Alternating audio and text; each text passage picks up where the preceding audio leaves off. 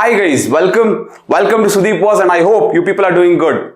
Now this video is mainly for those students who are preparing for UPSC Mains 2026. There's a perception that there's a lot of time, so people are a lot relaxed. That is a problem. Now to address this, I have brought in something called SUDEEPVERSE Mains Tracker and SUDEEPVERSE Syllabus Tracker. Now these two documents are updatable. These two documents are downloadable by all students preparing for Mains 2026. You can download them and you can keep updating them, so that the idea is by the end of December 2025, you should be done perfectly with your mains preparation. So starting from July till December, you have 6 months, and this 6 months should be given dedicatedly to your mains preparation, and that is the idea for SUDEEPVERSE Syllabus Tracker and SUDEEPVERSE Mains Tracker. Now the first thing is to download this Mains Tracker as well as the Syllabus Tracker. You need to go to the SUDEEPVERSE Telegram channel. I have left the link in the description. You can click on the link, you can go to the channel and download these documents. These documents are downloadable as well as they can be updated regularly, so that you are diligent in what you follow for the timetable, so that you prepare till December and finish your mains preparation. Now with that, try to understand what the game plan is so that you can update it regularly. Now the game plan is very simple. By the end of December, you will be covering all the 4 GS papers and your optionals. That is very, very important. Now, when you're covering all the 4 GS papers, you will cover the syllabus note making, as well as you will cover 3 rounds of tests. Now this test will have section wise tests, previous year question tests, as well as the full length tests. Now how to go about all these things is very important, and for that please make sure that you watch till the end of the video. The first, let me talk about syllabus coverage. Now in mains, the syllabus coverage should be bullet point approach. Now what is this bullet point approach? Now look very carefully. There are 4 papers. Every paper will have different sections. For example, GS1 has 3 sections, GS2 has 3 sections, GS3 has 6 sections, and GS4 has 8 sections. So every paper will have sections. For example, GS1 has history, society, geography. These are the 3 important sections broadly. And GS2 has 3 sections. For example, polity, social justice and governance, as well as international relations. Like that, every paper will have different sections. Now within the sections, there are different bullet points. For example, if you look at history, within the history, you have 5 bullet points. Within society, you have 4 bullet points. Within polity, you have 9 bullet points. Within social justice and governance, you have 7 bullet points. So whenever you want to complete the syllabus of mains exam, you have to go section wise. For example, let us take section society. You have to cover all the bullet points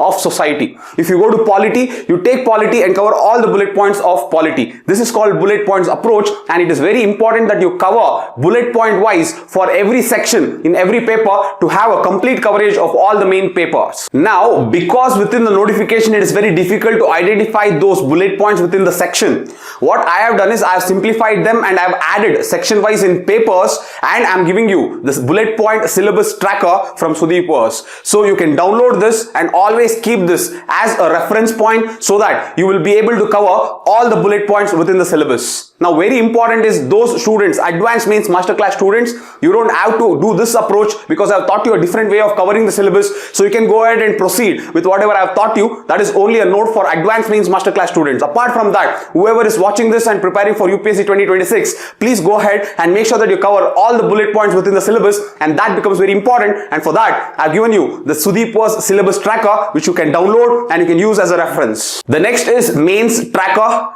Now SUDEEPVERSE Mains Tracker consists of GS1, GS2, GS3, GS4, as well as your optionals.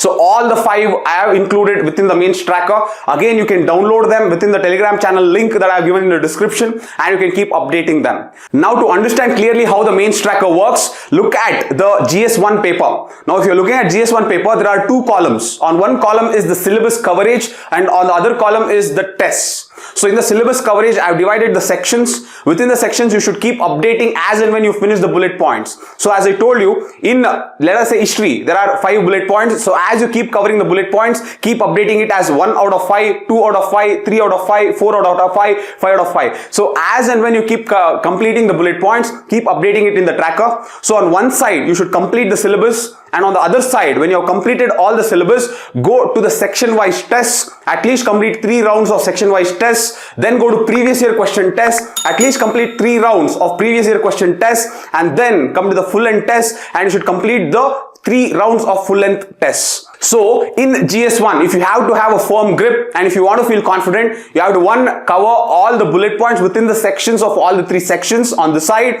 and the next you have to go to the tests and complete section wise tests, previous year question tests, as well as the full end tests. So once you're done with this 3 rounds of all the 3 tests, that is previous year questions, section wise as well as full end, with the coverage of the syllabus, that means that you have got a very good grip on GS1, and you have to repeat this whatever we did for GS1, for GS2, GS3, GS4 and optional. So this is the main idea of the mains tracker, and this is what I want you to do from July till December. You have time from July till December. You have 6 months to do this. So in 6 months, you have to complete all the 4 papers, the syllabus coverage. You have to complete 2 papers of your optionals as well with the syllabus coverage. After that, you have to do 3 rounds of tests, section wise, previous year question wise, as well as full length wise in all the papers, including your optionals. So 4 papers of GS, 2 papers of optional, 6 papers, you have 6 months. This is the mains tracker, and this is what will get you serious, and I hope you're ready for it. Few things before I end it off. Make really good use of the syllabus tracker as well as the mains tracker.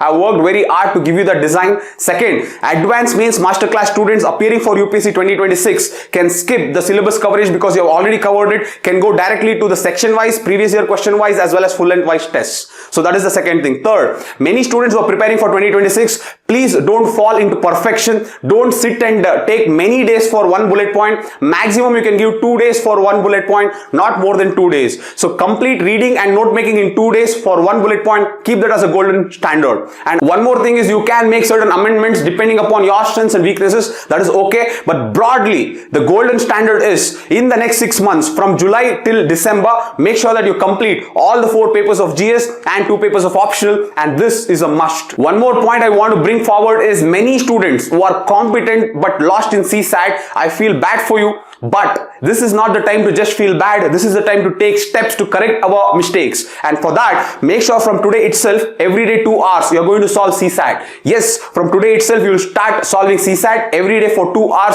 Make sure that you do it, and do it systematically. When I say systematically, it means in the next 6 months, you should be able to cover at least all the topics 3 times. So you have to prepare the timetable today itself, and make sure that you start working every day for 2 hours. Many students, what they do, they just sit on a few topics for several months. That is very wrong. For example, time and work. Take time and work, and if you solve for 2-3 months, it is useless. So make sure that you cover all the topics within the syllabus, and you have to solve it at least 3 times by the end of December, so that by the time January comes, you are confident enough that you can solve and clear CSAT. So that is one more note I wanted to add. Alright guys, I hope the syllabus tracker as well as the mains tracker will be very helpful. Any issues, you can always message me on my Telegram ID. As you can see, I have given you my personal Telegram ID, so please post a message there. There may be some delay, but I'll definitely get back to you. I hope you people will be diligent enough. Don't fall into the perception that there is a lot of time. That is very wrong. And also don't fall into the perception that I have to perfect everything. That is also wrong. Make sure that you have something about everything in all the bullet points, in all the sections of all the GS paper.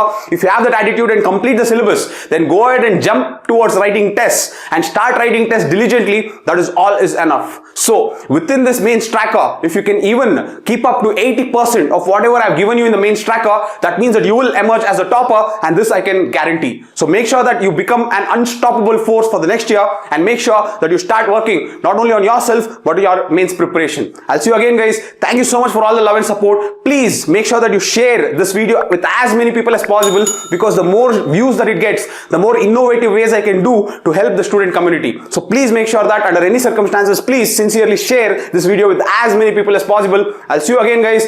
Love you guys. Thank you so much for all the support. I'll see you again. Bye.